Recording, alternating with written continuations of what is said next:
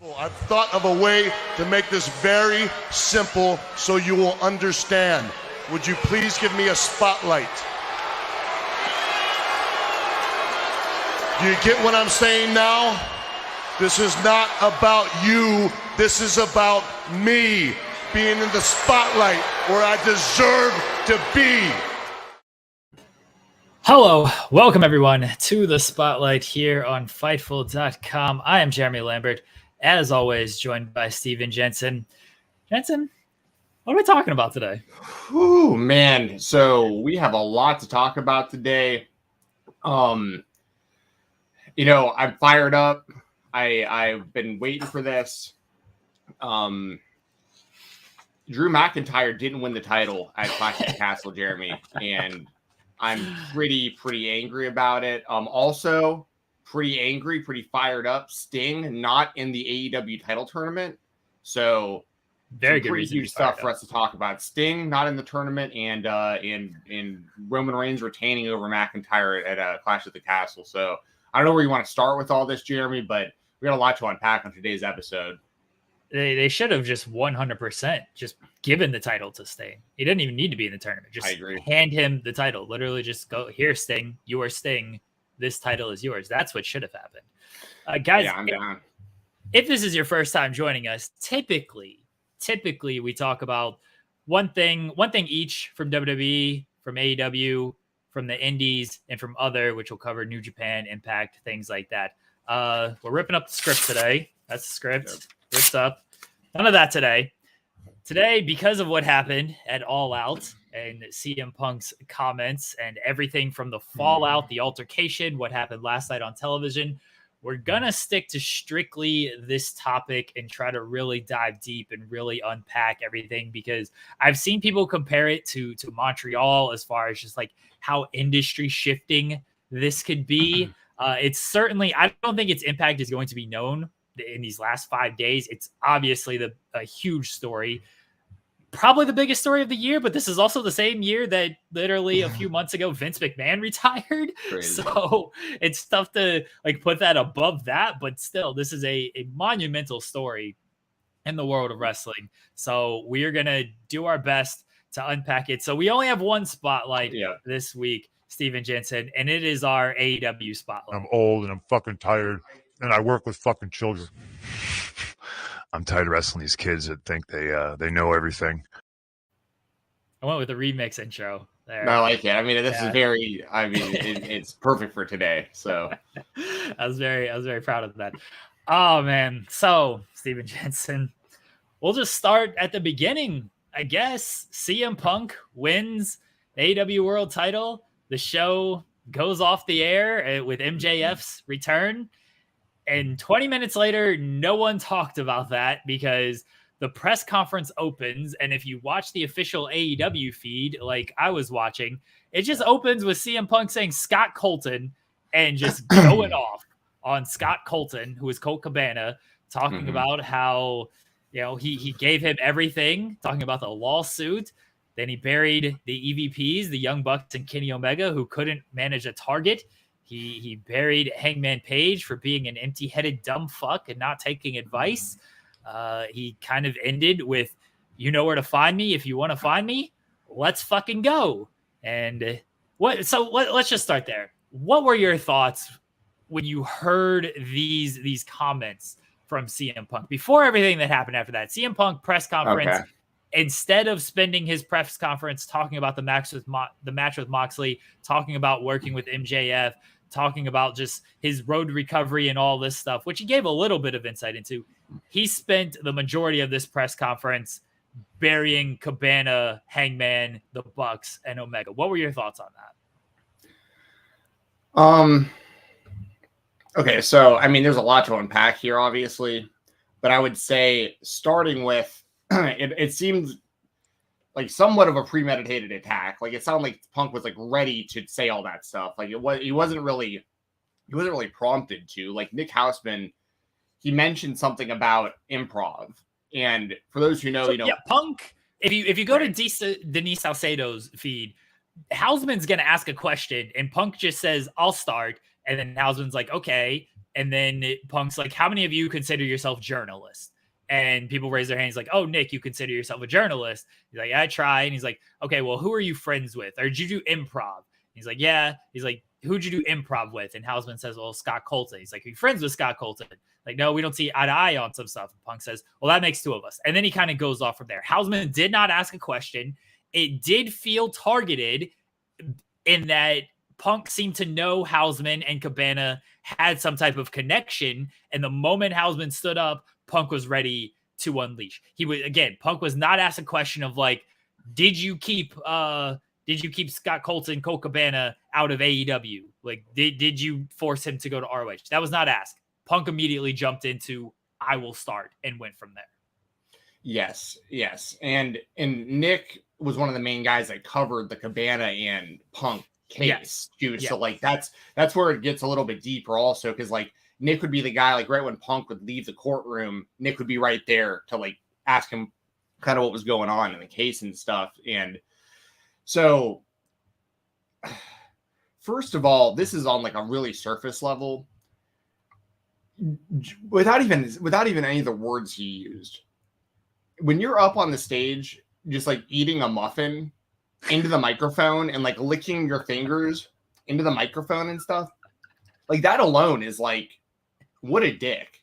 Like seriously, like I'm serious. Like in the UFC, we see it occasionally, but that's a little different. Like sometimes people eat like a slice of pizza after a fight because it's like they haven't ate in like maybe a week cutting weight, and like they just had an actual fight, and like they didn't have any time to like decompress and like rehydrate properly and stuff. So they're sitting there kind of like eating pizza and like drinking some water or something while they're getting asked questions, but it's like a respectful thing. Like everyone understands what's going on. CM Punk is like licking his lips, smacking his teeth into the microphone, and every time that Tony Khan tried to talk, Punk would like cut him off and be like, I'm trying to run a fucking company. It's like, trying to run a business. Dude, who the fuck do you think you are? Like, dude, I've been waiting since CM Punk returned to be able to have a conversation like this.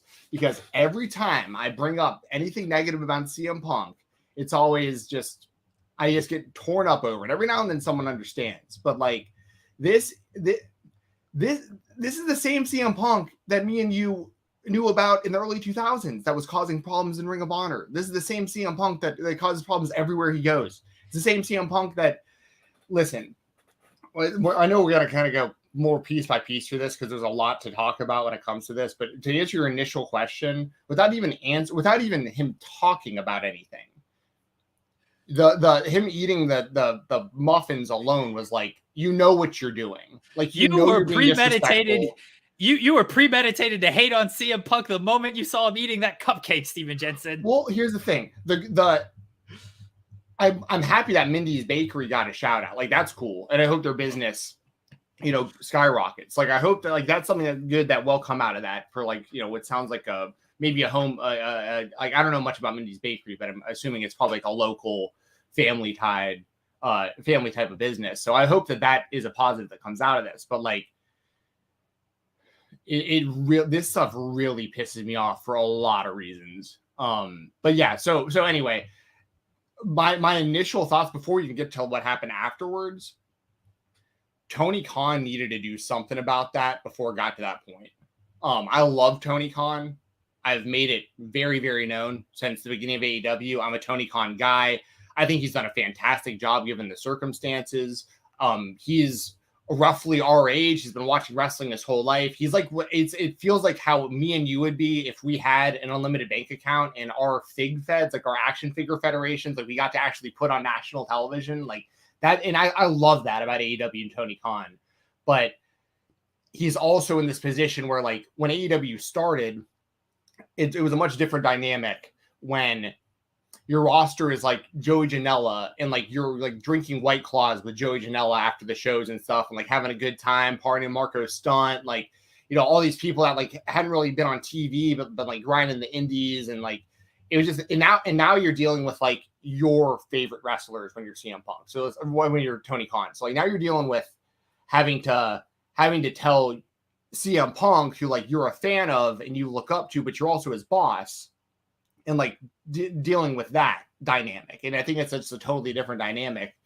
I think that Cody leaving the company is massive, and people once again just shit on me constantly for bringing up Cody leaving AEW being as big of a deal as it is. I think a lot of these issues have happened since he's left. Like, I think he was a big part of the glue that kept that company successful in the way that it was, because he was the bridge between the old school and the new school. He was the bridge between sports entertainment and pro wrestling. He grew up on dusty roads in the old school way of doing things, but also proved that after he left the WWE and worked the Indies and New Japan and Impact and all that, that he knew the new way of doing things and the new work rate and the new generation and how they do. So like, he was this great bridge. Same with AEW. He knew the MJFs and the Darby Allins and the people that he recruited when AEW started, and they all trusted him. When people come over from the WWE, Cody was in the WWE for 10 years. Like, he knows what that world is like. He can relate and probably work with people like CM Punk and Adam Cole and you know, I'm not saying all these people are problematic, by the way. I'm just saying people that come from the WWE that are used to a certain way of doing things. Cody understands that way of doing things. That him not being there anymore, I think honestly has been a big problem for their backstage morale and stuff. And I think they're going to lose a lot of wrestlers to WWE over time because of that. So I want to go back to you, because once again, I haven't even scratched the surface of the things I want to say here, but I don't want to sit here and just talk Jensen's for an hour without you getting fired up. Dude, and trust me, like it's about to get way worse too. Like, if you don't like CM Punk, like, this is the podcast for you. Trust me. So his comments. His comments where he buried everybody. Yes, Tony Khan is sitting there and trying to say. So one thing I found interesting is some of it seems to stem from Tony Khan's interview with Forbes, where he was asked about, hey, did CM Punk have anything to do with Cabana going to Ring of Honor? And Tony says, no, like, Punk had nothing to do with that. That was a decision that I made. And I thought he just kind of deaded the topic right there. Like, hey, it's over. It's done with. Punk had nothing to do with it. Okay, that's what the boss says. We accept that. And when it's kind of brought up and Tony says, like, oh, I should have given no comment on that. And Punk is like, it's not your place to, like, do all of this shit. Right. Clearly, I think that rubbed Punk the wrong way of, I thought Tony handled it well. Like, I thought he handled it well of, like, hey, the boss says this didn't happen. Okay, let's accept that. Punk could have said, like, look, you heard what Tony said. I'm telling you, I didn't have anything to do with it. That's that. If Tony had said no comment, then I think that would have arose more questions, at least in my mind. But I do think there may have been a sticking point with Punk of, like, don't comment on this at all. Don't feed into any of this bullshit that the elite, in his mind, have leaked to everybody of, like, I had something to do with Cabana. Maybe that upset Punk in that, like, Tony did give a comment and even, you know, entertain the idea that he had something to do with Cabana, because in his mind, all of this came from the elite. Clearly, there's a lot of issues with Punk and the elite. He doesn't like how they handled a lot of things. They couldn't manage a target, according to him. But it seems like a lot of it stems from the elite, in his mind, leaking these rumors to journalists. And, you know, Davis said this, Sean has said this. Those rumors, they didn't talk to the elite about that stuff. It just seemed like it circulated. It came out. Everyone may have pieced two and two, whatever it might be, but they're both on record saying that it didn't, whatever they are of CM Punk holding Cabana back or sending him to ROH, they didn't talk to the Bucks or Omega and get that from them. So, like, where does that leave Punk? Again, clearly he was not happy that he thinks that's how it went. There's just a lot of issues, a lot of resentment there, and he was looking to come in there ready for something. It made for an eventful night. Made for an eventful night to me. Anything else on the press conference? And we'll stick with this. Anything else on his press conference and the comments? Yeah, he sounds like he's just whining. It's just CM Punk being CM Punk. It's the same guy that we've been seeing for. Listen, when he came back to pro wrestling, like, I'm not gonna lie, like, his stuff with Darby was great. I love the return. The big return in Chicago was awesome, right? Like, His stuff with Kingston was great. His stuff with MJF, especially the dog collar match and the throwback entrance and all that, it was all great. Like, great stuff. Like, his actual return to pro wrestling. But we're seeing why CM Punk has the reputation he has, like, right here. I mean, like, it's so as far as the things that he said, though, kind of like you said, he's like jumping to a lot of conclusions. He's just pointing the finger at everybody else for all these things. He's really upset about Hangman making like that workers' rights comment in their promo and stuff. That was weird to me because Hangman said it. I rewatched that promo. If you rewatch it now, there's a lot of stuff that you can like read between the lines now with some extra context and everything that has come out. That was a weird thing because he said it. Punk kind of initiated it with his workers' rights comments after Sasha and Naomi walked out. So he's the one that put that tweet out there. I thought Hangman was just commenting on that. Like, you talk about workers' rights, you won't stick up for your coworkers. Like, yeah, maybe it's a shot at Cabana, that stuff. But MJF literally brought up that they sued, Cabana and Punk sued each other. So I didn't think it was any worse than that. Sure. But I think there was a lot of stuff in that promo that Punk wasn't happy about, more than just that workers' rights promo. And so I'm gonna say this. If you go back and rewatch that promo, there's stuff that has come out that Punk has been in the ear of Tony since like February, trying to get like changes. I think Dave talked about it today of like Punk didn't like how certain guys were doing things. He didn't think Hangman was the guy to lead the company. He didn't think the Bucks were the guys to lead the company. Go back and watch that promo and how calm Punk is. He's got his hands behind his back and everything. He's talking about like, you seem angry. You seem to be taking this personal. I'm just doing business. Punk comes off as a guy like, I'm beating you on Sunday. I'm taking this title. This is about to be my company. You can't do a fucking thing about this. And I'm just going to sit here and just say these things and let you look stupid as you try to rant and rave and go off about things. Okay. And I thought the build was weird at the time. Looking back at it now, it's still weird. But if you have this extra context, you can kind of see CM Punk just being a little dickish in these promos of like, yeah, you're losing, man. I'm taking that title. This is about to be my company. And I'm sitting here. I'm cool and calm. We're about to do big business with me on top. Have fun with your Dark Order stuff. It's a weird promo to watch in hindsight. A lot of stuff now hits a little bit differently in hindsight, but that promo in particular hits very differently. But yeah, Punk's the one. It seemed like a throwaway line, and then Punk returns from his foot injury, calls out Hangman, calls him a coward, like middles himself. He complained about you're trying to middle your top baby face, but he middled himself with that promo and brought it all back up. And then of course, everything that happened in the press conference. Yeah. Well, and also I'm going to point out a chat that I saw here, still here. Shout out Jonathan Sanford says, Steven sounds like an incessant child whining about Punk. Well, let explain this or riddle me this. Okay. You're CM Punk. You have made your name and your career off of going off script on people. Like the reason you are as famous as you are in the position that you're in is by taking microphones and dropping pipe bombs and going off script and going into business for yourself. That's how you got as popular and as big in the wrestling business as you are.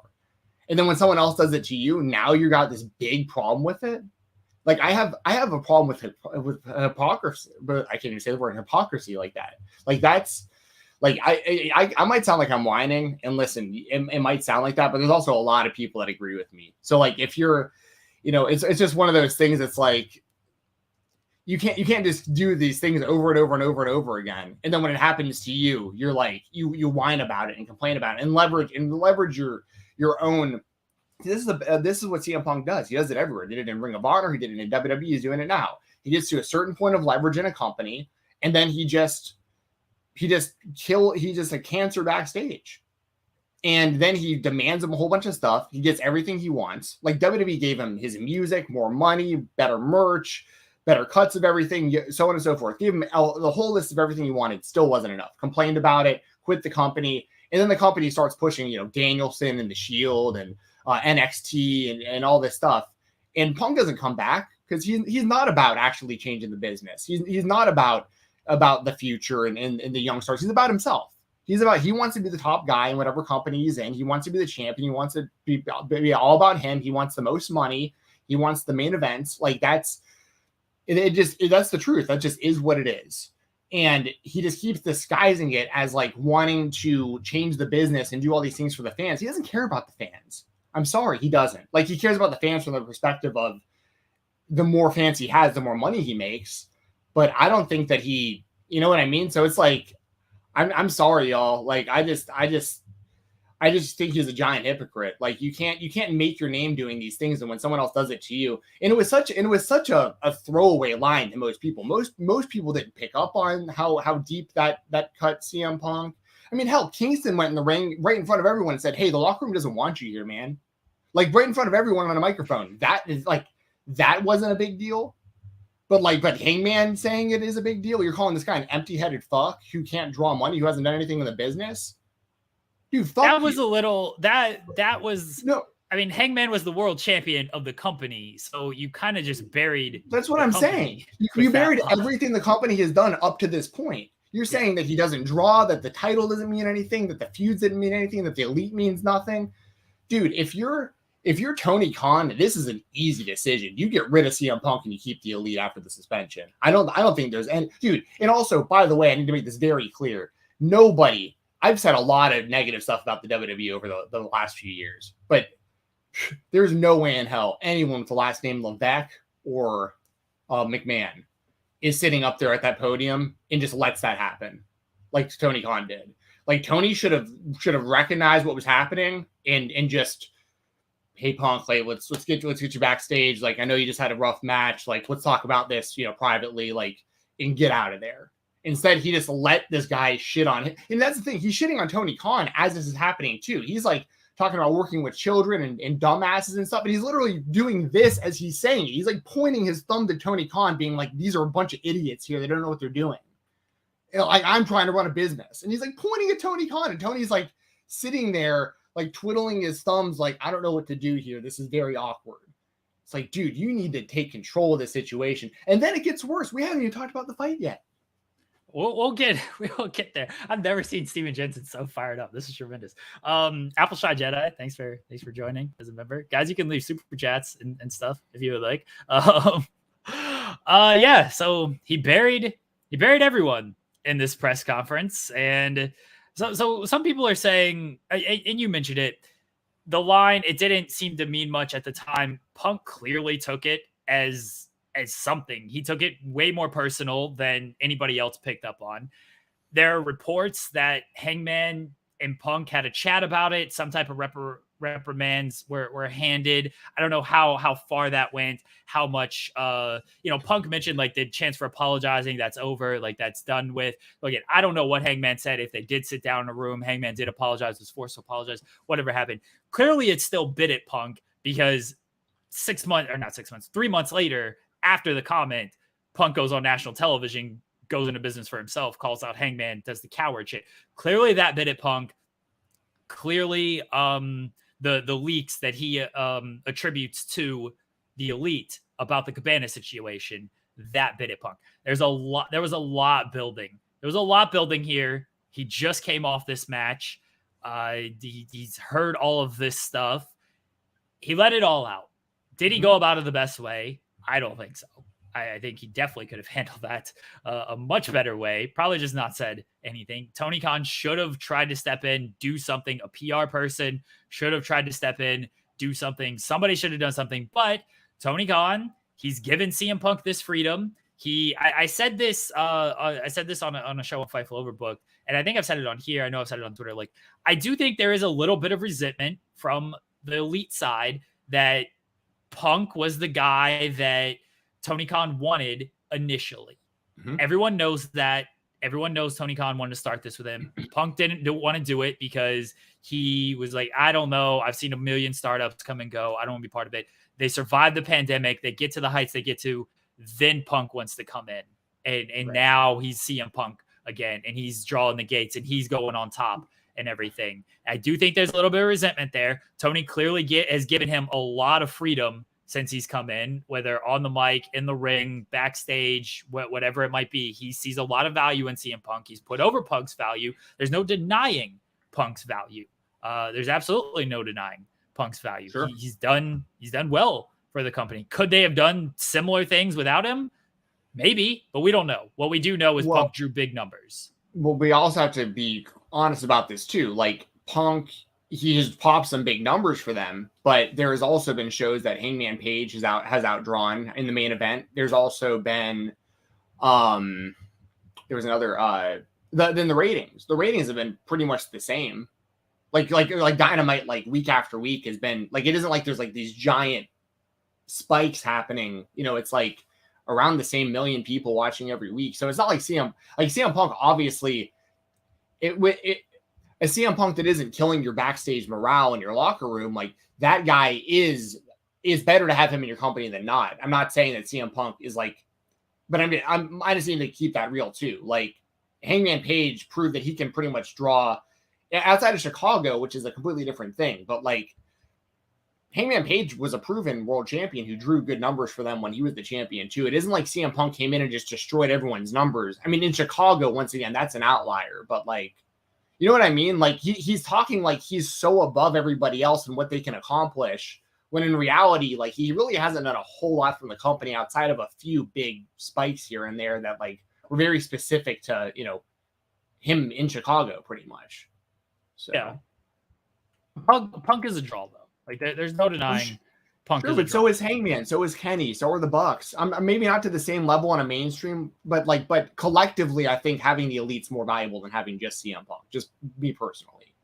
So I think doing good stories and stuff, because the Hangman and Omega story drew. The Hangman, I was not a fan of the world title run for Hangman, and the booking was a little off on that. Like having good stories and stuff is part of that. I think the Bucks and Omega are certainly draws as well. Punk, he is kind of a different level of a draw though. I really don't think different. that there's denying on that. We got a lot of super chats here. Let me get to some of these and then we'll pick back up and we'll kind of get into the altercation of stuff. Sure. The John Cena promo from 11/12 where he said the only change Punk wanted was Punk being the main star, sure as hell resonating true. People have bring up that promo. People have brought up the Triple H promo as well. It's like, yeah, people can look back on this stuff and it's like there's maybe some truth to what they were saying at the time. I'm not surprised AEW is run when you look at how his father's been running the Jaguars over the years, especially when he hired Urban Meyer.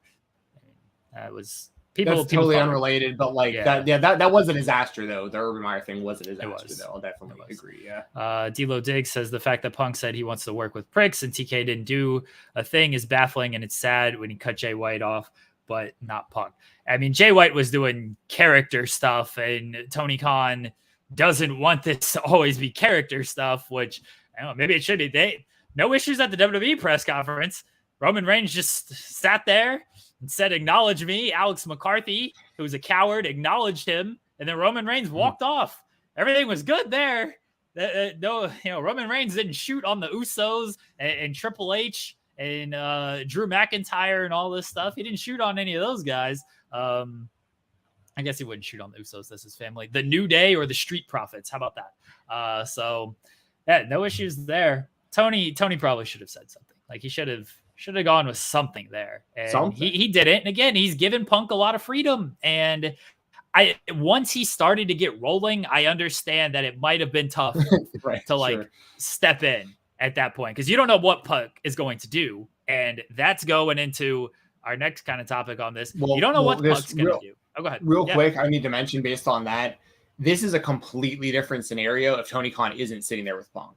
Like, there's a lot you can get around here if, like, Tony isn't at the conference and it's just Punk up there by himself. Because then you at least have the out of, like, I wasn't there, I was busy, like, I couldn't stop it. But because he was right there, that's why it's just a really bad look. And once again, I need to make it clear, I love Tony Khan. Like, I love Tony Khan, I love AEW. I want what's best for this company, and that's why this makes me so angry because I'm obviously, for those of you who know me, and there's a lot of people seeing me for the first time on this show here today, I do the Fightful Select Weekender podcast every Sunday on Fightful Select. I've been doing it for almost 4 years here for Fightful, and I mainly cover independent wrestling. So I'm very, very, very, very invested in AEW in their future because it's such a pipeline for independent talent. It has been since day one. So to see CM Punk be the one to come in and like ruin this dynamic, that's another reason why it bothers me so much. So I want to make that clear too, because I feel like this, I don't like that Tony Khan has so heavily prioritized certain people and like neglected what kind of made the company AEW to begin with, if that makes sense. So fair. Yeah, had he cut Punk off, who knows what would have happened if he cut his mic? Like Punk may have just screamed regardless, because he was still fired up even after he got all of that out. And he said, "I'm in the locker room. Come find me." Right. Well, and before that, do you think that he got hurt? He knew he was hurt, and then he just like scorched earth on everyone because he knew he was going to be gone. So Dave said that wasn't the case. He definitely knew he was hurt. He was icing the triceps area afterwards. Right. And most wrestlers, when they get hurt in a match, they kind of know that they're hurt in a match. He definitely knew it was hurt. Dave said that he just kind of already planned this beforehand. I don't know if that's the case. I don't know. I think if he did know he was hurt and he's just like, well, fuck it, I'm going to be out anyway, I might as well just burn the place to the ground. That makes it look worse to me. Does, yeah. Like, if you're hurt, you're hurt. Accept that and focus on that, and be sad that like you can't do the program with MJF. You can't be around to continue to help these guys because that's what you want. And then in 8 months or however long you're out, come back, maybe you'll have a different perspective on things. Instead, just like trying to burn everything down on your way out, it looks a lot worse if you know you're about to miss a bunch of time. So that's my thought on it. If he knew he was hurt and this is why he did it, that looks worse to me than it still doesn't look good if he just come in there ready to do it. But hey, at least if he comes in there ready to do it and he's still going to be around, or he thinks he's going to be around, then he's got to own up to it in the weeks prior. Now he's not going to be around, well, regardless, because of either suspensions, maybe getting fired, or now we know he's hurt. So Punk was fired up. He said, "Come find me in the locker room. Let's go." The Elite came to find him in the locker room. And then there's wildly different stories depending on which side you're getting it from. So the Ace Steel and Kenny Omega side, or Ace Steel and CM Punk side say that the Young Bucks super kicked down the door, and they came in ready, looking for a fight, and Punk started swinging. It was all self-defense, and that was that. Ace Steel's wife was in the room. She has a broken foot. He was trying to protect her. They were trying to protect the dog, and it was just completely self-defense because the Young Bucks and Omega came in very aggressively. The Elite side says they didn't come in aggressively. They were trying to fight, or trying to talk. CM Punk just started swinging unprompted. Kenny Omega tried to rescue the dog, get him out of the way. And then as he tried to break up the altercation between Steel, Punk, and the Bucks, Steel bit him. A chair was thrown. Everyone seems to agree one way or another that Ace Steel bit Kenny Omega. We don't know what prompted it, but he did bite him. And Ace Steel threw a chair. Again, we don't know what prompted it, but he did throw a chair and he knocked out, I think it was Nick, with the chair. So those are the two things. Those are the two things that everyone seems to agree on. How it started, who was the aggressor, and Punk threw the first punch, regardless of intentions. Punk threw the first punch, but why he threw the first punch, who was the aggressor, that part is unclear, and we may not know for a little while because they are talking to some people who got suspended were Pat Buck, Nakazawa, Brandon Cutler, and Christopher Daniels. Those are neutral parties who got suspended, which makes me believe that they were there trying to break up the altercation and they are suspended until everyone is talked to. But those are also kind of like Elite guys, certainly right. Nakazawa and Cutler. So who knows what their role actually was. But yeah, they're third party, neutral parties who are gonna, like, their side of the story is going to matter here because obviously the Elite's going to present one side, Omega and Steel are going to present one side, and you know the old saying, the truth lies somewhere in the middle. So whatever somebody else says that's how they're going to piece this together. But the fight, Stephen Jensen, the altercation, I think we're going to have fights about this fight. Okay. So first of all, like you said, CM Punk, after, he's eating this muffin in the microphone, and he's telling Tony Khan that he's trying to run a business. Not Tony Khan, that he's trying to run a business. He's calling Adam Page a empty-headed fuck and saying the Young Bucks or can't draw and they need to go back to Reseda and all the stuff that he says. Like you mentioned, he says, I'm paraphrasing, but yeah, you got a problem with this? Come find me backstage and do something about it. Okay, so if Punk says all this, and then he goes into a room and locks himself in behind a door, and the Young Bucks and Kenny Omega come to him. Now, I want to preface this by saying the Young Bucks and Kenny Omega, they're walking a fine line because they are EVPs in this company, Yes. and technically they are Punk's bosses. So, like, this is, to some degree, they're his boss. You know, Tony Khan's the boss. We all understand that. But, like, the EVPs are right They're under executives, Tony, so, regardless. right, They're executives. right. So you can't. That I need to keep it real with that as well. Like, they should not be in a position to be fighting people, but these are the people that CM Punk is directly calling out as well. So it's like, it's a tough, and they're also the part of the boys. I mean, these are also talent. Like, it's a tough spot to be in if you're the Young Bucks and Kenny. Honestly, I imagine Hangman was just like so drunk on Cher's wine backstage her whiskey backstage that he just didn't even know this was going on, because I figured Hangman would be the one to get in his face. After He reportedly left. He was reportedly gone by that point. Okay, so that said, one thing I think we need to figure out about this is, and this is something I relate to myself because I was in a situation like this before when I was in college, and I got in a fight with somebody once where I got in a fight with this person. We're friends to this day, but it was something stupid. We got in a fight. I put this guy on the ground in like a headlock, and I thought that was it. I was just like, hey man, like, this is stupid. Like, just stop. You know, he was doing something really annoying to everybody, you know? And so, and then he stood up and he kept talking trash, and he like was running the other direction, like locked himself in his room and was talking trash from behind the door. And I remember being like, I'm gonna knock this door down and just throw this guy against the wall. Like, are you kidding? You're still talking trash behind a wall? And like, I don't know if that's what Punk was doing. Because like, if it was, then like he might have instigated them to break the door in and do something about it.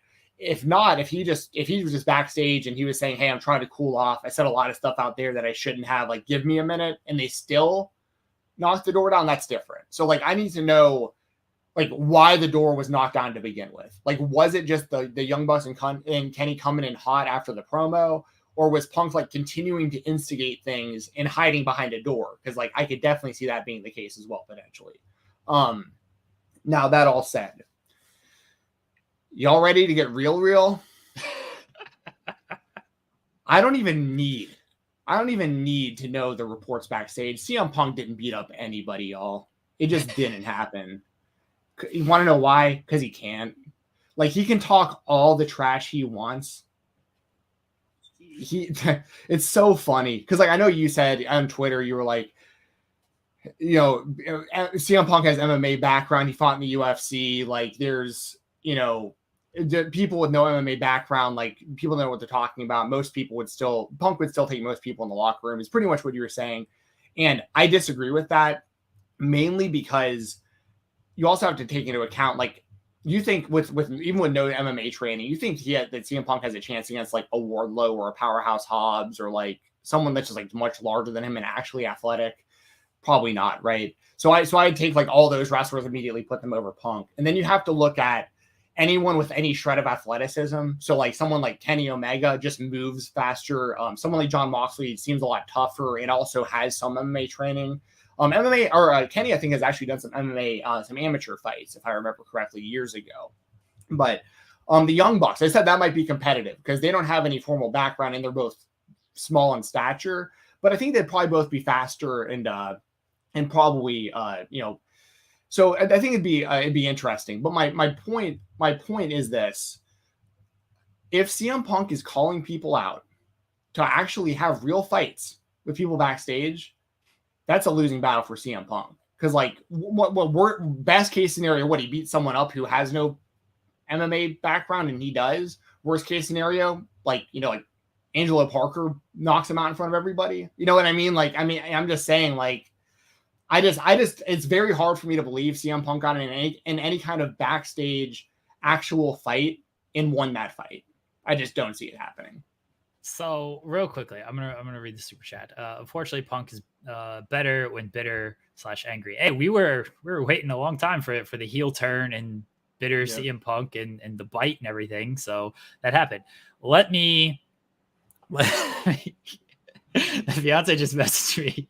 Just quote, "This bitch can't fight," is basically what you're saying. He can't fight. No, he really can't. So people need to understand this too, because people are going to go, "You don't know what you're talking about, Steven. He fought in the UFC, bro." Okay, listen. I'm gonna paraphrase his MMA career very, very, very quickly. Okay. The UFC gave him like 2 years to prepare for his first fight against Mickey Gall. Okay. He did nothing but train MMA. Rufus Sport, Milwaukee, Wisconsin, great team. Anthony Pettis, Duke Rufus, all those guys. Great team, okay? He had a lot of time to prepare. To set up his first fight, they put Mickey Gall against Michael Jackson. These are two, that's the actual name, or Mike Jackson if you want to sound less silly. So you have Mike Jackson versus Mickey Gall, okay? Mickey Gall beat Mike Jackson to get the opportunity to fight CM Punk. Because CM Punk came into the UFC, he was making $500,000 a fight, which is much more than most of the roster makes. And he came in with a big name and he was bringing in pay-per-view. So like, I understand why he got paid what he got paid and why the UFC wanted him. And he has big balls for fighting in the UFC. I'll never take that away from him. It takes serious balls to do what he did. But I need to also keep this in perspective. Okay. Mickey Gall torches him, but that's okay because Mickey Gall actually, like, it turns out he was like a fringe top 15, top 20 welterweight throughout his UFC run. Like, he was a guy that CM Punk should have never been matched up with to begin with. I can let that go. CM Punk's second fight came like 2 years after that. So now we're talking like 4 years of MMA training with one of the best gyms in the world. And his second fight, they went back and found Mike Jackson, who's the guy that Mickey Gall lost to fight CM Punk originally. Mike Jackson is an MMA journalist and media guy who barely fights, who barely trains, who has a little bit of boxing background, who is not a legitimate UFC. He was not in the UFC when they went and found him to fight Punk, because Punk was so bad they couldn't match him against anyone actually on the roster. So they had to find someone really bad at MMA outside of the UFC to fight CM Punk. This guy held CM Punk down on the ground and laughed at the referee and tickled him on the ground. Straight up, you can find the clips. He tickled CM Punk on the ground. He had CM Punk on the ground in full mount, waving at the crowd and looking at the crowd while punching CM Punk in the face. Dana White refused to bring Mike Jackson back after the fight because he said that was an embarrassment to the sport. He should have taken CM Punk out much faster than that. He played with his food, and that was embarrassing for everybody. So Punk didn't get another fight. Mike Jackson eventually got another fight in the UFC like 4 years later. But like, my point is this, like, you can't give anyone credit. Just like, I can give him credit for having balls to do it, but his skill level is not that of an MMA fighter, not that of a UFC fighter. I think that's why I just need to keep this really, really clear. You have to understand it's much different than CM Punk.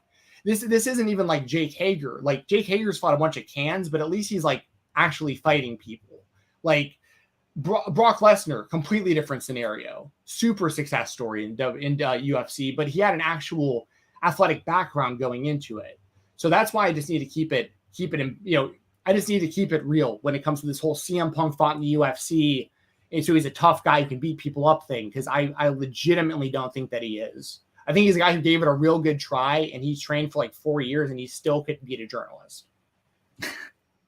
My point, well, of that tweet, one, I was just, you know how I am on Twitter. I fuck around. I got I got some heat yesterday from people for fucking around. People think I'm taking sides. Twitter's been great the last few days, man. I've very, very much enjoyed it.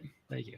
I do think people are dismissive of Punk fighting because they've just seen him get beat up. But like, he has trained. Look, am I favoring him in fights against certain people who are just going to come in there and scrap? It might be bigger and more athletic. Absolutely not. I don't want to make it seem like that, but I do think people are just dismissive of like, oh, he can't fight, but like, he's got some training and stuff. Sure, it does depend on the matchup. Styles make fights, Stephen Jensen. And if people are biting and throwing chairs, well, that's one style that Ace Steel is gonna win that fight probably. I don't want to get into the whole big fight. Jensen he's going off. I'm just turning the reins over to you at this. Well, I mean, point. people in the chat are like, well, Punk is the worst fighter in UFC history, and the guy who's the second worst in UFC history is the guy who held him down and tickled him. You know what I'm saying? Like, so I if CM, and the reason I'm so fired up about this and I'm bringing this up, because if this is true, like, imagine a scenario where UFC veteran CM Punk goes backstage and he throws a punch at one of the Young Bucks, and like, just in the story we're all talking about is the trainer throwing a chair, biting somebody. We don't get any confirmation of like Punk knocking anyone out. Like, you know what I mean? It just sounds silly. It's like you called people out at a press conference to come find you backstage. They came, found you, you threw a punch, and then all anyone's talking about is how lame your trainer is who threw a chair at somebody's face, and how you threw a punch that apparently didn't knock anybody out. So, well, this fight happened, Stephen Jensen, and now the fallout from it all is a bunch of people got suspended, and Punk had to vacate the world title, which was probably going to happen anyway because of this injury.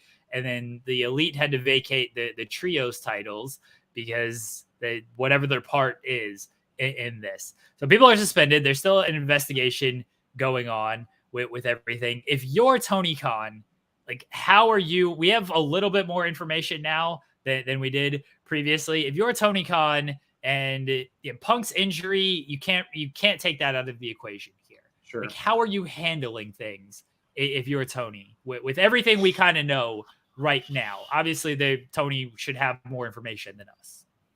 Yeah, I'll say this. Like, I know earlier on the show, I was like, if you have the ultimatum, and it's like you have to keep the Elite or keep Punk, I would keep the Elite, because like they're EVPs, they're a big part of the company, they're a big reason the company exists, right? Like, and Hangman too, he deserves a lot of credit for that, and they slow belt him to the world title, and so I think like I think Hangman, Kenny, and the Young Bucks, like, they really need to be a part of AEW's future. So if you had to pick one or the other, I would get rid of CM Punk. That said, I'm stooping to kind of a lower level than I normally would when I'm saying a lot of this stuff, because I'm fired up about it, because it has to do with CM Punk, and I was afraid these kind of things were going to happen when he came to the company. I really was, and they're happening now. That said, honestly, a perfect scenario for me would be everyone just gets over it, and like Punk stays in the company and they work it out. To be completely honest, like, I honestly, like, as biased as I sound, as mad as people are getting at me in the chat right now, I'm sure, like, it just doesn't. Sometimes you can be the best athlete in the world or the best entertainer in the world or whatever, but sometimes it's worth it and sometimes it isn't. You know what I mean? Like, we don't know yet for Punk. I feel like the value he's brought to the company in certain points has been very, very huge, but in other aspects, the rating for Dynamite has been stagnant pretty much since he's been there. But I also am not the kind of person, no matter how angry I get about something, I'm not the kind of person who ever calls for somebody's job. I'm not going to be like that today either. I'm not going to sit here and hope that CM Punk gets fired, because I don't want anyone to get fired. I wouldn't want my worst enemy to get fired from their job. And that's not that person who wishes that kind of stuff on people. I'm not going to be like that. Who? Joel Pearl. Oh, Joel. So I want to be honest about that too. As fired up as I am about this, I'm not gonna lower myself to be like, I want this guy to get fired. I'm not gonna say that. What I will say is he's injured. Most likely he's gonna be out for a long time either way. But there needs to be an actual consequence to it, to some degree. Like, it can't just be that he got injured and he gets to sit out with his injury and they're just gonna count that as a suspension, because there needs to be like an actual suspension. Now, the timing is going to be interesting, too, because if he's out for like 8 months and they want to suspend him on top of that, we're talking maybe like a year before we see him again. And by then, is he going to be more disgruntled, or will he have a lot of time to, like, calm down and like get things figured out and patch things up? But then what's to stop this from happening again? Because it happened in Ring of Honor, it happened in WWE, it's happening now. Like, and he doesn't really have any options beyond this. Like, he's not going to go back to the UFC. He's up in this tough spot where even if he wanted to compete in MMA, he's too big of a name and is going to demand too much money, rightfully so, that he can't fight on like the amateur level. And you know, in like WWE, like that might be an option, especially with the new regime. But that's really, you know, tucking your tail between your legs and you know what I mean. If you're CM Punk, I don't know if you want to do that to yourself, but maybe things are just way different now for him and for the company to where they could make that work now, which is possible. But it just feels like CM Punk doesn't have a lot of options, and he's getting up there in age, and he's very injury prone now, clearly. So like, you know what I'm saying? Like, I don't know what the best case for Punk is. Like, you say all this stuff and you fight people backstage, and like, what if the company does get rid of you? Like, I think that he went into this thinking he was so above all this that he could just say and do whatever he wanted. And Tony was just like such a big fan that like I think Punk thought he was going to say what he said, and then like he was going to go away for a while. And I think that he thought they were going to take it to heart and be like, yeah, Punk's right. Like, we should have done this different, that different. We should push this person, that person. Tony should do this or that. But instead, it all just totally backfired. And they were like, no one agreed with what he was saying, you know? And if that was his plan, he should have said that in nicer tones. No, I totally agree. But once again, this is also, as upset as I am about it, this is also, I'm upset about it because we've seen the pattern of it over, you know, the last 20 years of us watching this guy in multiple companies. But at the same time, we should know that this is coming too, you know, like to a degree. You know that this is how CM Punk is. So like, you got to kind of be prepared for it also. And I don't know and also honestly, you know, them doing these scrums, I think is a really cool idea. Like, I used to really like when Dana used to do them in the UFC after the big press conferences. He'd stick around with the reporters and do the scrums for just the media. And I thought that was really, really cool that he would do that. You get a lot of really good insight and like what the next fights were going to be and really get into Dana White's head. But I think they need to either stop doing these scrums after these pay-per-views or have like a PR person do it or something. But like they need, because the real unfortunate thing about all this, and this is something that I think we could all agree on, whether you agree with what I'm saying about CM Punk or you don't. And also you got to keep in mind, y'all, like I'm fired up because I've talked about this a little bit on Tuesday with Doug on my other show, but like I was keeping a lot of this bottled up. I was trying not to tweet a lot because I wanted y'all to hear my real thoughts here on today's show. The exclusive like, from Stephen Jensen. Yeah, for sure. But you know, the saddest part about all this, honestly, outside of like the dissension in the locker room, is we had an awesome pay-per-view on Sunday. And MJF, like MJF's return, like this is all getting overshadowed, and the matches were great, and the Acclaimed was mega over, and like the Punk and Mox match was really good, and it's like that was a great show. And instead, we're talking about all this bullshit afterwards. And, you know, honestly, if y'all asked me a few weeks from now, the same conversation, I might have cooled down and I might be a little less biased. And also, once again, the EVPs are not blame free. I need to make that clear. Like, they shouldn't be fighting anybody either, especially being in the position that they're in. AKW Beats sent that super chat. Punk is an ass. However, the EVP should be fighting talent under any circumstances. I'm enjoying the show, guys. Thanks, buddy. So, you know, I think that's, you know, that's very fair. Like, the EVPs need to kind of take the high road, but at the same time, Punk's literally telling you, come find me and do something about it. And it's like, it's a tough spot to be in. Once again, Tony should have shut it down immediately, but he also got just like caught completely off guard. And like you said, once it started rolling, once the snowball kept getting bigger and bigger going down the hill, I think it was just harder for Tony to stop. But then also, I got to be honest, like right after that, he stayed up there and kept doing the interviews. He should have went backstage and diffused the situation immediately. I don't think he should have stayed up there and kept taking questions from the media right after that. He should have went back with Punk, I think. I mean, Chris Jericho's capable of doing an interview himself. You know what I mean? He doesn't need Tony there. You know what I mean? Yeah, I don't know if Tony needs to sit up there and be up there the whole time, because he didn't used to do this beforehand. He used to. I feel like this just started last year, but in the early press conferences, it was just the talent that came up there, and then now it's become Tony sits up there the entire time with them. And I feel like it did start last year with All Out. And maybe it happened previously. I can't recall. But I definitely remember it happened because he was sat up there with like Danielson and everything. But yeah, it used to just be the talent that was up there, and then Tony would come on later. What would help these press conferences, in my opinion, is that if Jon Moxley had just won, that man would have just sat up there, drank his non-alcoholic beverage, talk about how great he is, talk about how he just wants to beat everybody's ass in the ring, not backstage, and that be that. But, you know, they put the title on CM Punk.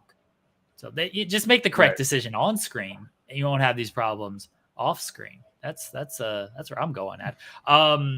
Well, as far as like what's going to happen with CM Punk, clearly the Elite are suspended. See, a lot of people are suspended. I think the Elite, it seems like they're going to be suspended past Grand Slam, because if they weren't going to be suspended past Grand Slam, I don't see a reason to strip them of the titles. Just like announce their next match, and they'd be like, "Here's when they'll be back." But they didn't get mentioned at all last night. They weren't in the opening video packages. Same thing with CM Punk. None of these guys got mentioned. Nobody was in the opening video package. So it seems like the Elite are suspended past Grand Slam. Punk, he's out regardless. He's out. It seems like 6 to 8 months regardless right now. Does that count like towards his suspension? I don't think it should. Does it make it tougher to fire him because he got injured in this match? And yeah, I'm sure there's a lot of legal issues that I don't know anything about. I'm not going to pretend to know anything about, but it could make it tougher to be like, hey, we can't fire this guy, even if we pay for his surgery, even if we pay for his medical and stuff. Like he's still got to be under our contract somehow. And in 8 months plus a suspension, but at least 8 months, that cooler heads have prevailed, that things have changed, that Punk has a different perspective. Maybe that's the hope. Do I think that'll happen? I don't think there's a lot of evidence based on Punk's history that that's going to happen, but you never know. If this guy thinks that's his last shot and he does see that, like, fuck it, let's set all this aside, let's make some money off of this, because that's what Punk's all about, right? He's all about the money. Then maybe that becomes the thing. People saying it's a work, like, no, it is not. Okay. If you wouldn't overshadow MJF's return and stuff like that. Like it's the dumbest work ever, because you're not banking anything off of it right now. Now, does that mean it maybe does it? It can't turn into a work down the line? Sure. Like, I don't think the MJF stuff was a work initially, and then they hashed it out, and now it turned into a thing where they were able to work it and get him away, and then he came back and everything. Could they turn this into something, into money drawing program down the line? Absolutely. People can set egos aside to make money. It happens all the time. But is it a work right now? If it is, one, they're great actors. Two, it serves no purpose at the moment to work this, because what is the point of taking all these guys off of television to do this? Like, right. It's absolutely stupid. So yeah, I don't feel like it's a work at all. Please, if a year from now we get Kenny Omega and CM Punk at Full Gear, please don't come back and be like, see, I told you everything a year ago was a work. No, just shit changed. Okay. People decided to work together a year later and put differences aside. Shit change. People change. That can happen. Doesn't mean at this moment right now it's a work at all. It's stupid. Let's talk about what actually happened on the pay-per-view and the fallout from everything. So the pay-per-view ends with MJF is back. We had in the opening match, we had the casino ladder match. MJF as the Joker won that, didn't reveal himself. And then later in the night, after CM Punk wins the title, lights go down. A voicemail plays from Tony Khan that is like, come back. Don't let the fans down. What's it going to take? Here's what I'll do. You could be in the ladder match. You don't have to sign an extension. I'll pay you X amount of money. It was bleeped out. And then MJF revealed himself as the Joker, came out, stood on top of the ramp, confronted Punk. That was obviously going to be the next big program. And then, CM Punk got hurt. So that was going to axe the program anyway. Then the program just got axed even more with this press conference. Titles vacated. They're doing a tournament. MJF opens Dynamite last night with a promo. He's a babyface, and then he's a heel. Yeah. Television-wise, what did you think of MJF's return and now direction? So it's still in relation to Punk because it's all tied together.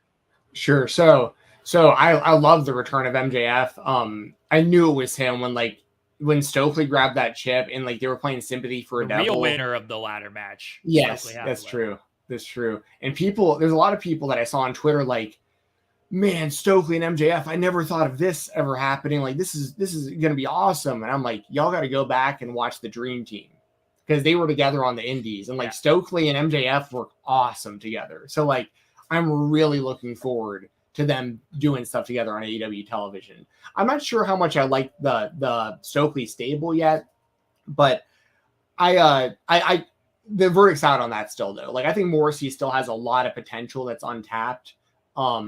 And he's gotten a lot better since leaving WWE. And like, you got the Ass Boys have a lot of potential. I've always been a big Ethan Page guy. So like, and I love Lee Moriarty. He has a ton of potential as well. I think he'll eventually be a part of the Blackpool Combat Club, but I think it'll be a while.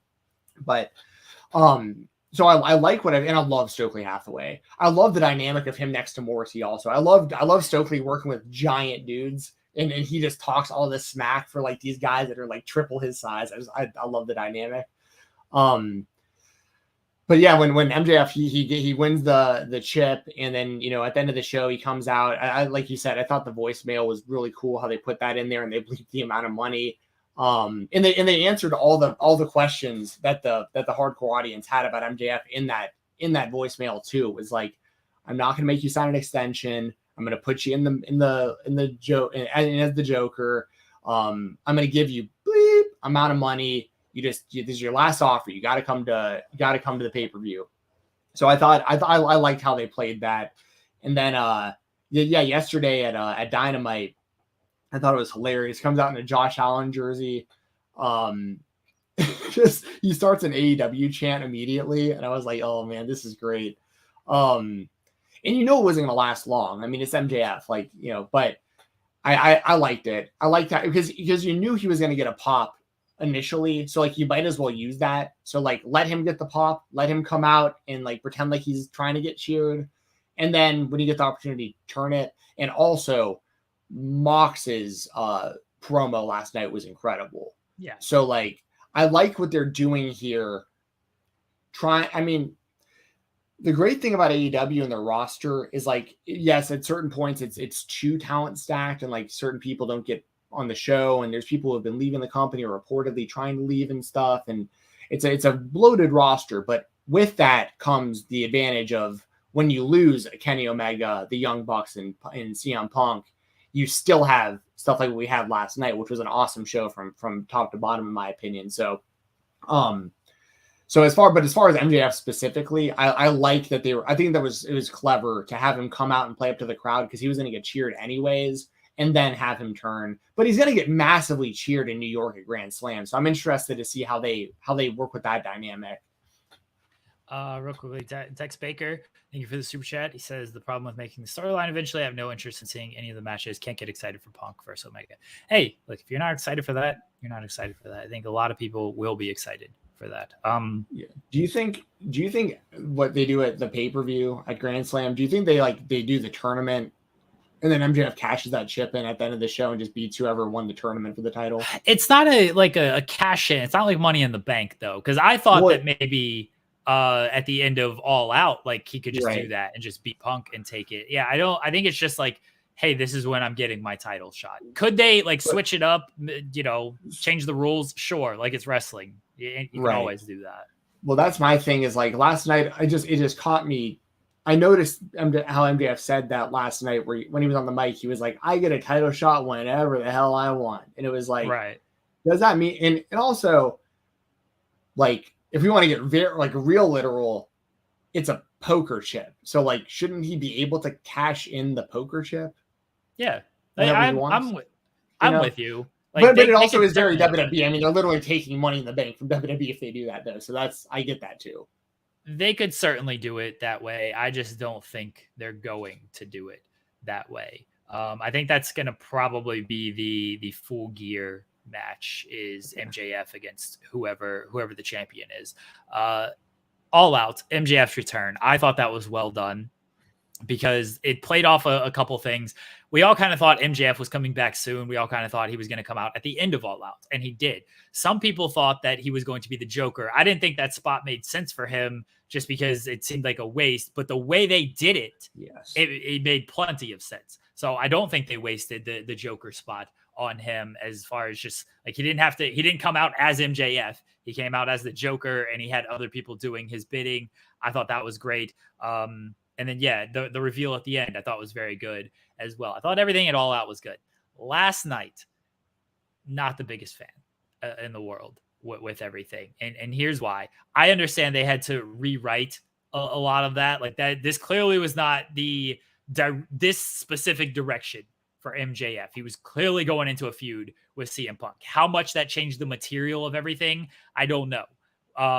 But he was clearly going in a different direction. The material last night, it was one big jab at CM Punk, which was hilarious because it was just like, I'm back after 3 months. Hey, everyone loves me. AEW, AEW. And the moment he gets called on his bullshit by Jon Moxley, it's like, oh, wait, I'm just MJF again.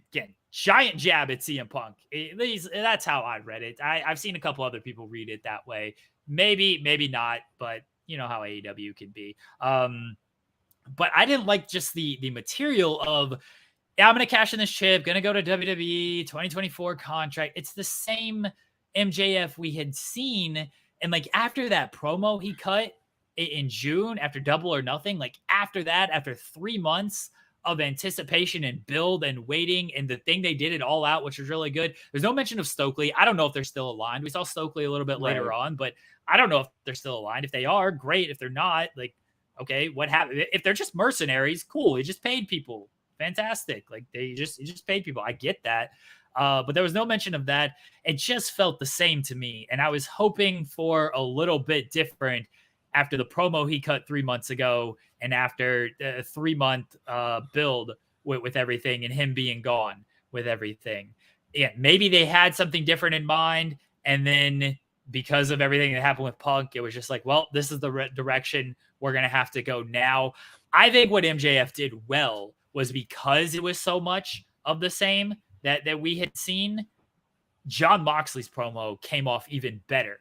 He's like, you know what, like, fuck off, dude. This is not about you right now. This isn't about any of your bullshit. This is about like AEW, what it stands for, that title, what it means, like me going after that, knocking it out of the park, all this stuff, like me, like redeeming, like just Moxley's promo was so damn good and just like really took the reins, retook control of everything. And again, I thought the whole thing was just a giant jab at CM Punk of like, get the fuck out of here. Like this shit ain't about you right now. Like this is about the company as a whole. And Moxley's certainly the guy to do that. And that's why if they just had Moxley win at Full Gear or All Out, we wouldn't have any of these issues. We just have Jon Moxley being the champion and doing cool shit and getting into cool matches on television and saying fucking shit and, you know, being Jon Moxley. Instead, we got CM Punk. So they should have just had Moxley win. That's my entire point. Yeah, I didn't like the MJF, the material. I wanted just a little bit more, a little bit different from it. And it might not even be their fault. It might have just been, this is the pivot we went to. It's clearly a pivot they went to. This is just what they decided. I think they could have just pivoted a different way because in the forced pivot. I feel the same way you do about like the pivot because like clearly the biggest feud in AEW going forward was gonna be CM Punk versus MJF. So yeah, I think they're just trying to do the best with what they can. But yeah, you're right. I mean, all this too. I mean, it sucks that this did this to Moxley, who like I thought was a great AEW champion, and and now Punk's gonna go down as a guy. It's just crazy how this worked out where like Punk never defended the title. Like he won it twice but never defended. Kind of Conor McGregor style. If you want to make some MMA comparisons, we can compare Conor McGregor to CM Punk now. Yeah, I can buy it. Yeah. So never defended the title, which is just crazy because like when CM Punk won it initially, we were all like really excited for like this long CM Punk like magical title run, you know what I mean? I will say this in fairness to CM Punk when we talk about like his drawing and everything, he never got the opportunity to show what kind of draw he could be. That's fair. As Very champion. Fair. And you know, he did the stage dive that broke his foot, and then he did the dive. It's wrestling, it happens. Sure. But he got injured both times. And then on top of the injury, he did what he did at All Out. So we never got to see CM Punk kind of prove himself if he could be a draw as champion. I do think that is a shame because it's gonna muddy a lot of the is CM Punk a draw, not a draw context that people want to have.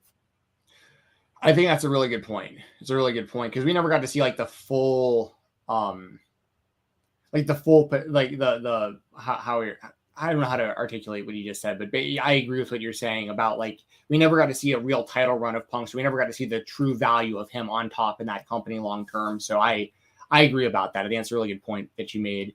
And also, like you said, there was a lot of jabs throughout the show. Like Chris Jericho on the microphone last night was like, "This is my effing company, and no one's taking this away from me ever." You know, like this is my locker room. You know, so like there's a lot of there was a lot of jabs last night, and I'm sure there's a lot of sides being taken over all this. I hate that it's going to affect MJF like this because I agree with what you're saying too about that. Like, was it the most? I mean, would you like to see something maybe a little different from MJF right now after the long hiatus and the build for his return and all that? I agree with what you're saying, but at the same time, it's like they have to pivot, like we're both saying as well. And it's like they got to focus on this tournament for the next 2 weeks to crown a new world champion, and they at least did a good job of explaining like that MJF's not in the tournament because he has the poker chip. So like, why would he have to go through that?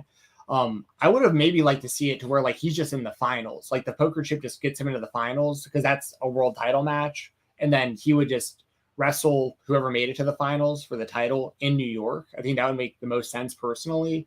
But and one thing I don't want to see happen is like in theory, I like the idea of like cashing in the poker chip, like a Money in the Bank briefcase, whenever, shock value, excitement, so on and so forth. But like, what I don't want to see is the devaluing of the world title to where like we see another situation where like Danielson or Moxley or somebody, or I'll tell you what the biggest tell will be. If somehow Darby Allin wins this tournament, MJF's coming out and beating him for the title, I think, right away. Because MJF and Darby have history going back to the beginning of AEW. And I could see maybe that being something where like Darby somehow runs the table and gets to the world title and MJF ruins that for him. And then that's the feud going forward would be MJF and Darby, which personally I would love to see that.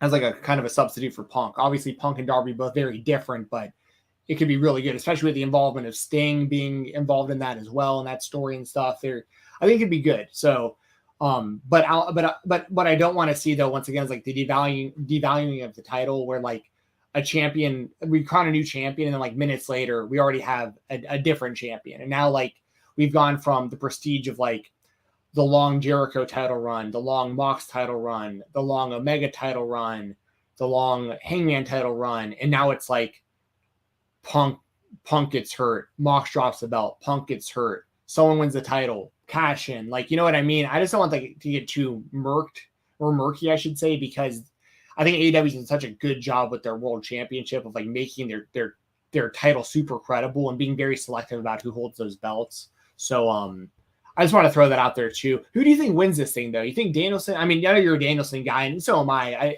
Danielson and Jericho are, but I love Moxley. I love Darby. Like I like everyone in the tournament. I think the biggest match that they can do is Moxley and MJF right now. I think Moxley wins the belt. I think Moxley and MJF headlines Full Gear. I think that's the biggest match they can do right now. I want Danielson to have the title, have his run and everything. I don't necessarily think he needs the title, but I think Moxley and MJF is something that could be pretty big for them. And so that's where I think that they're going. And it plays off the story of MJF losing to Moxley a couple years ago when Moxley cheated by using the Death Rider and everything. So like there's history there. There's even history just last night with the promo segment between those two. So I think that's the biggest match they can do right now. That's what I suspect. I think we're going to get Danielson and Moxley in the finals as well. I think that's the biggest match they can do for a Grand Slam finals. We just saw Moxley and Jericho. I think it's going to be Moxley regardless. I don't think we're going to see Sammy or Darby in the finals. That'd be a hell of a risk by Tony Khan. And I got no issue with Darby, Sammy. They're both good wrestlers and everything.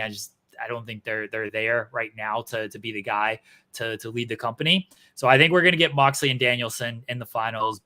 Respect, Blackpool Combat Club, all that. Let's fight together and just have a great fucking wrestling match. And I do think Moxley comes out on top on that. And then it sets up Moxley and MJF for Full Gear. That's where I think they're going. I like it. I like all these options. I'd love Danielson to win it too, or Jarrett. I mean, any of them. Anyone in this tournament I'm fine with, to be honest. Like, Sammy's a little different because I know the crowd's like real lukewarm on him. He's really polarizing. But like he's one half of the best couple in wrestling history. Hey. I want Sammy. You know what? Fuck it. Put the belt on Sammy. Have Sammy and Ty doing their vlogs where they're traveling all the title and doing whatever they're gonna do with the title and what they like to do with titles from what we've been told on television. Just let them be co-world champions. Be great. Put the belt on Sammy Guevara. That's where I'm at. Yeah. All right. I know you're not being honest about that, but I would honestly, if it was me personally, I'd run it with Darby. I just go with something different. A guy who's been a day one, like really prove to your roster. If you're Tony Khan, I feel like it's like, yeah, we kind of lost our way a little bit. And listen, they had to sign the people they signed. Like they had to sign CM Punk when they had the opportunity. They had to sign Adam Cole. They had to sign Miro. I'm not faulting AEW for making these moves at all. Like it's helped their company. Like I'm not delusional, by the way, y'all, to where I think like, no ex-WWE wrestler or any UFC fighter or whatever. Like, I think there's value in a lot of these people being a part of AEW. I really do. But I also think it'd be a kind of a cool thing for Tony to really show the locker room, like, listen, all right, we had some tough times. We're getting that sorted out. Darby's been here since day one. And like, let's roll with him. Like, it's been 3 years of us building this guy and, like, why not? Why not Darby? You know what I mean? Like and once again, he has the history with Mox. So like if he beat Mox in the tournament, that'd be a huge win for him. Finally getting that W. He has the history with MJF. I just think it'd be, and once again, you can't go wrong with really anyone in this tournament, but I think it would be, in Scott Chaplin saying, obviously you didn't see Rampage spoilers. You're right. I didn't. I'm actually trying to avoid that. Someone's probably going to put them in the chat now that I am. But I'll put Rampage. But yeah, please don't spoil Rampage. What I'm assuming is Darby probably already lost. But Moxley and Danielson would be a great option. And they're also really smart with how they've booked Danielson already. Like he lost to Jericho, but then he won last night against Hangman. So he's already got like his spot back to be like right at the title level. You know what I mean? So if he ran the table and won the world title, he's still one of the best in the world. So maybe even the best in the world. I know you consider Danielson to be the best in the world, and I'm not going to argue it. Danielson can lose matches. That's the thing. Like he can lose and people don't care because he's Bryan Danielson and he's great. And that's what happens with top guys and top draws. As long as you don't just beat them like a drum, like this is simply what happens. You can lose matches. Guys get over in the process of losing, and the guys who lost don't have to, they don't take a hit because they're already well established and they just have great matches. Wiley Rojas says, make it a triple threat at Arthur Ashe mid-fight, like cash in mid-fight, but still before a champ is decided, so he wins without a transition. I don't think it's a cash-in gimmick.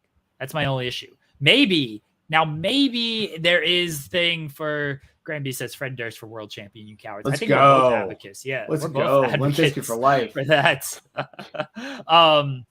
Now maybe there is an avenue where, and I don't think this would make sense from MJF's perspective, but there is an avenue of like, I'm just going to insert myself and make it a triple threat match. I think from his perspective, it's just, or maybe he's like, you know what, you guys beat the shit out of each other. I'll come in here and I'll just like come in there. But if it's like Danielson against Moxley, they're probably both just going to try to attack him and everything. So from MJF's perspective, I don't think it makes sense for him to insert himself to do a triple threat. He'd probably rather have like a one-on-one deal. But there is an avenue where MJF is like, you know what, instead of one-on-one, I'm going to use my chip to make this a triple threat match. Not mid-match, like before. Right. Sure. No, I'm with you. And I like that idea. And then that way you don't have to have a transitional champion in between either, which I like too. I mean, they could even do something kind of along the lines of like the voicemail that we heard, something similar to that, where like, or even along the same lines, maybe not exactly this, but something along these lines where like, it's like a conversation we hear between Tony Khan and MJF, and MJF's backstage going like, or on the phones talking to Tony. I don't want Tony Khan to be more involved in television than he's already got to be involved in television. Well, where I'm going with this though, I think you wouldn't be as upset with something like this, would be because we already heard the voicemail of him bringing back MJF and like giving in to him to bring him back to the show and not extending him and giving him a bunch of money. What if like the story kind of going forward is MJF being like, hey, I've got the leverage now. I've got the chip. Your stars are gone. You need me now more than ever. And Tony's like, all right, Max, like, you're right. I'm up against the wall. Like you do have the poker chip. I need you now more than ever. You can cash in whenever you want. Like, fuck it. Like, just stop bothering me. Keep showing up to the show. You can like stop bothering me. As long as you're showing up, you can cash in the chip whenever you want. You know what I mean? Like maybe something like that where they basically just change the rules of how the chip works specifically for MJF. You know what I mean? Yeah. Stop bothering. Just leave me the fuck alone. Stop, all right, stop I got enough problems right now. I got a lot to deal with right now. Just cash in the chip whenever you want. Just keep showing up to television. Can't deal with your bullshit right now, Max. Stephen Jensen, let's put a bow on this entire CM Punk topic and this fallout. Final thoughts on everything. Take some parting shots at CM Punk for today. All right, y'all. I know there's a lot of people that disagreed with me today, and there's also a lot of people that did agree with me today. Regardless of where you stand on this, I'm coming at this very biased in a bunch of different directions.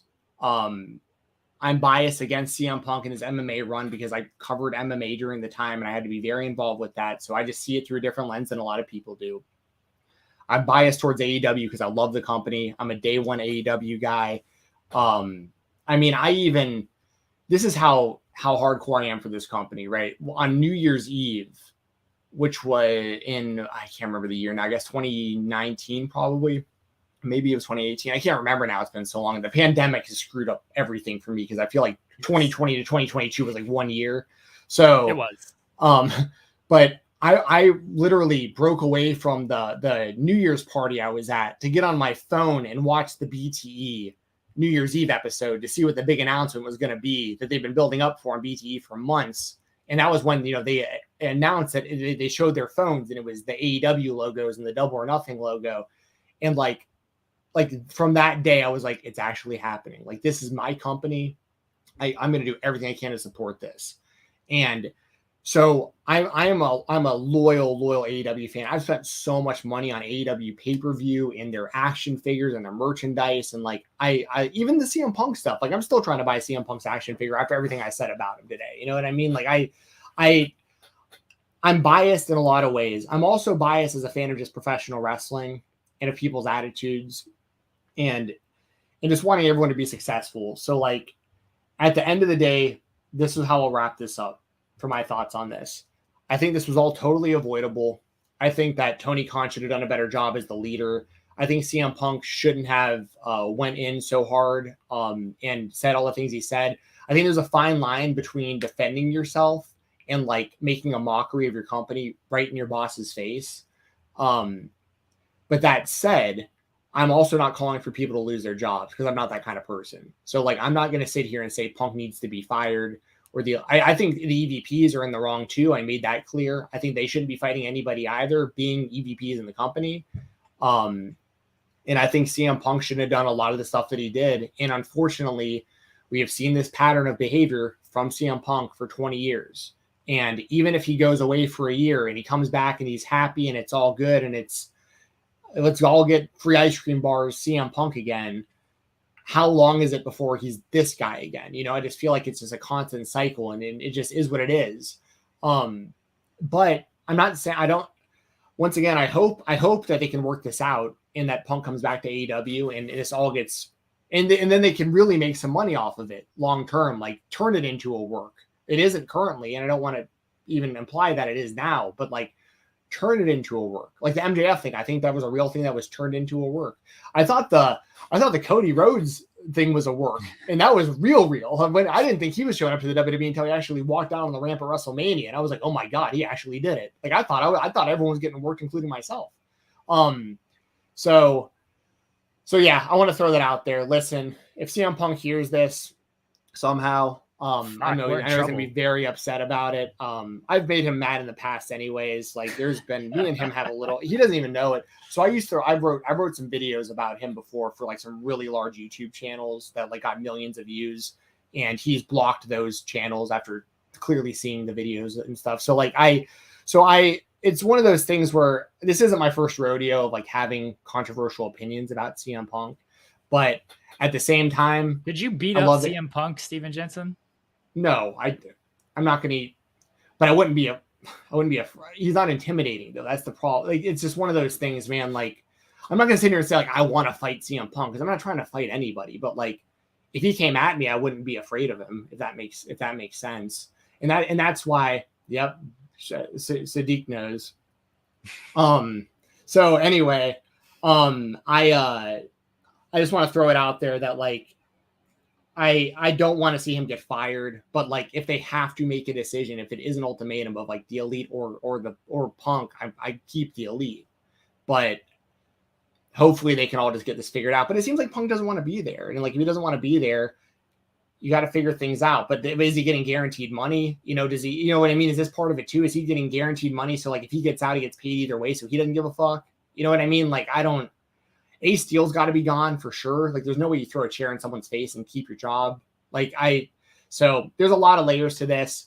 If you're a CM Punk fan, I hope that you get what you want out of this. I guess is what I'll end it on, is just saying like, I hope that whether you want to see Punk in AEW or WWE or doing something different, that you do get to continue to enjoy CM Punk if you're a fan of him. And I'm not going to tell you not to be a fan or to be a fan. Like if you are, and continue to support the guy. I'm not telling you not to. Be a fan of what you're a fan of. Wrestling companies, wrestlers, whatever it is. But also keep in mind that people are going to have varying opinions. So if you don't agree with someone's opinion, like it's okay. It's totally okay to not agree with me. It's okay if I don't agree with you. At the end of the day, we're all wrestling fans that just want wrestling to be better. And these kind of things, unfortunately, muddy the waters of an otherwise, which should have been a great night of professional wrestling for AEW. And it's unfortunate that we're just talking about this all day instead. So it's a great weekend of professional great wrestling. Weekend. There's a lot of Seth Rollins. I'm late to work. So I'm shooting so hard that I'm going to be late to work now for my real job. So, but anyway, y'all, I'm out of here. Jeremy, close the show up. Thanks for everyone who joined. Whether you agree with me or disagree with me, I honestly do appreciate every single person who's in the chat, everyone who watches every week, anyone who drops a comment, who hits that thumbs up button, that subscribe button. And I'm not always like this, y'all. So if you see me for the first time today and you're like, screw this guy, he's biased, he's an asshole. Oh, it's great. Trust me. But there's probably a lot of stuff that you would really like hearing, especially if you like independent wrestling. So we're here every Thursday morning. I know we got a lot of viewers today. We're here every Thursday morning, 9:30 a.m. Eastern. And now I do have to clock in for work before I start getting blown up as to why I'm not there. So Fiance says we find out who else you need to shit talk and dedicate in each episode to you just shit talking somebody. So enjoy your shoot job. Listen, I don't like shit talking people. I legitimately don't.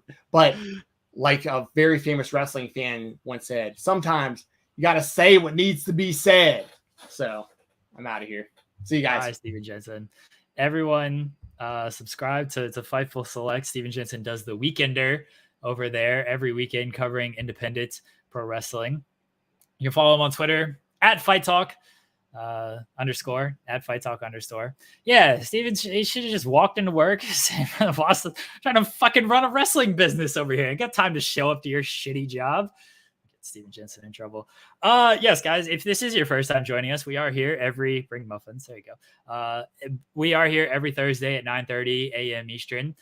We typically, as I mentioned off top, cover WWE, AEW, other, which is like Impact, MLW, NWA, and the Indies. We each pick a topic from those companies or those categories, and we shine a spotlight on those things. And then we have interviews with content creators or independent wrestlers and things like that. So we do a little bit of everything on the show. Today was a special episode because, as you can see, Stephen Jensen had a lot to say today. Tremendous. Fucking tremendous. Cassidy Haynes was supposed to be our guest today. We bumped him for CM Punk, for Stephen Jensen, be wanting to get a lot off of his chest. Maybe Cass will be on the show tomorrow. I don't know. He got bumped last week. Just keep bumping him. Apologies to Matt Dabin. Guys, thank you for joining us. You can head over to Fightful Overbooked. That is our secondary channel here on Fightful. We do a lot of different stuff over there. We have a new episode of Tag Talk with Haley and Kylie. They were at All Out, so they had a live perspective on things. They cover all the world of tag team wrestling and now trios wrestling as well. We have Tim and Joel Pod on Sundays. We have the series, the series finale of the series, which is focused on CM Punk, will hopefully be up this weekend, which I'll look at the CM Punk and Hangman Page match. I will not dive into the backstage politics and all of that is kind of dominating the news right now. It is strictly a look at what happens in the ring and the story that was told on television. So if you don't like the backstage drama stuff and you just like the wrestling matches and diving deeper into the wrestling matches, then hopefully you enjoy that series there. A lot of stuff on Fightful Overbooked. Go to Fightful Select. We're hitting new goals every day. I'm gonna destroy verbally. I'm gonna do really good at this. I'm gonna verbally and lyrically destroy Share Delaware in a rap battle because we hit 10,000 subscribers on Fightful Select. So keep subscribing, keep supporting. I think that's everything. Day After Dynamite today at 3:00 here on this channel with Will Washington and a special guest. He will be recapping last night's Dynamite. So that'll be Will Washington. Everyone check that out. I think that's everything. Thanks, guys. Thanks for the support. Thanks for the love. We'll be back next week with a normal episode of this program. Talk to y'all then. Bye, everybody.